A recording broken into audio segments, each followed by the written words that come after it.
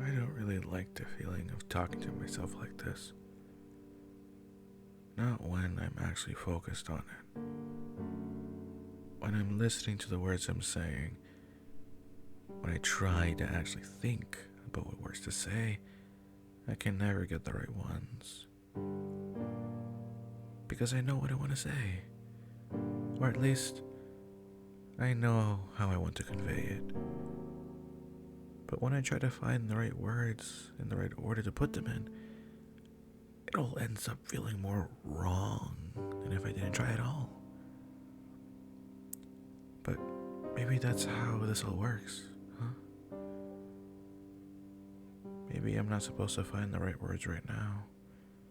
Maybe I just say the wrong words and get them out there and let them hang, dead in the air, until I can find the right ones. Like a game of hangman, except with more options.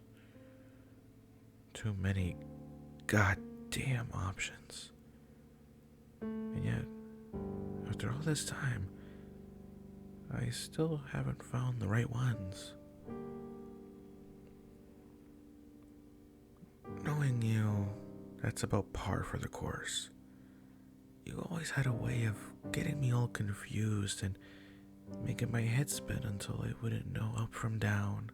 You drove me head over heels for you faster than I could have ever imagined anyone would be capable of.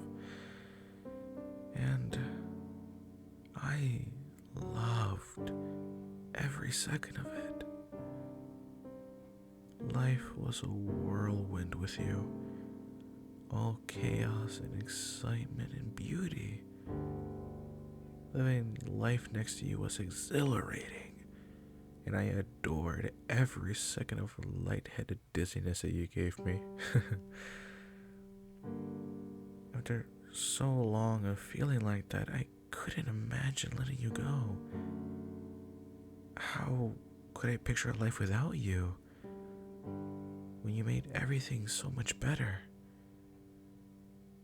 But obviously, since I'm sitting here and spouting this emotional turmoil to the moon, it didn't work out. You know that, of course. But, like I already said, I'm talking to the moon. So yeah, it didn't really work out. Life just didn't let us stay together. We were so busy and there weren't enough minutes in the hour or enough hours in the day. It seemed like we were always just barely not able to be together. You would be getting home just as I was leaving, and the other way around. It was so frustrating. But I couldn't be mad at you. It's not like it was your fault that life and work and everything else was getting in our way. I was never mad at you about it, but I was mad about it. But who could I blame? There was nothing I could do but scream it to the sky and get even more frustrated. There was nothing I could do but scream it to the sky and get even more frustrated when the clouds just kept floating by without answering. As life does. It just kept getting harder and harder for us to make time for each other. It even got more difficult to keep up with calls and texts. It hurt because I knew that I wasn't trying to ignore you, and you weren't trying to ignore me, but we couldn't help it. By the end of the day, we had so little energy that we couldn't have made time for each other even if we tried. It was so painful. Because I wanted to be able to give you all of me, you know? I wanted to be there for you. I wanted to share our lives and be together. But I didn't even have enough of myself to drag to bed at night, let alone to give it to you. But I still kept trying, no matter how much it hurt. And so did you, through all of it.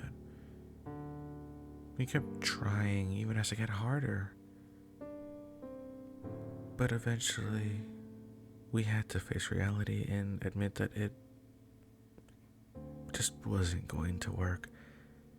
No matter what we did, and even though it was painful, we had to face the music and go our separate ways. After we broke up, I was heartbroken. Obviously, both of us were. But it was what we needed to do. It was what needed to happen. We weren't going to last. And it was time to just pull the arrows out of our ankles so we could heal. Of course, we bled and wept and ached. That was bound to happen when we were nursing our wounded hearts. But it was hard to heal, to get on with my life. When I turned and wanted you at my side, you weren't there. And I just had to live with that. It hurt at first. It hurt for a long time. There's some days when it still hurts. But overall, I think I'm doing pretty good. But I wish there was a way I could tell you that even though I've moved on and I'm doing good, you will always have some part of my heart. Even though I may find someone else, you'll always have some part of my life that knows you. Is it selfish of me to hope that I'm the same for you?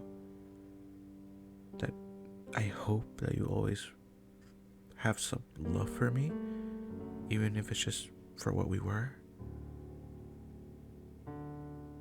It probably is. But more than anything else, I hope that you're doing well. I hope that you're happy. I hope you've moved on and maybe that you've even found someone else. Someone who can give you more of themselves than I can. I hope they love you like you deserve. And I hope you love them back. I hope life is kinder to you than it was to us. And I hope you find the love you need to survive when it is cruel. I hope you know that I'll always love you, even if it's not the same way I did before.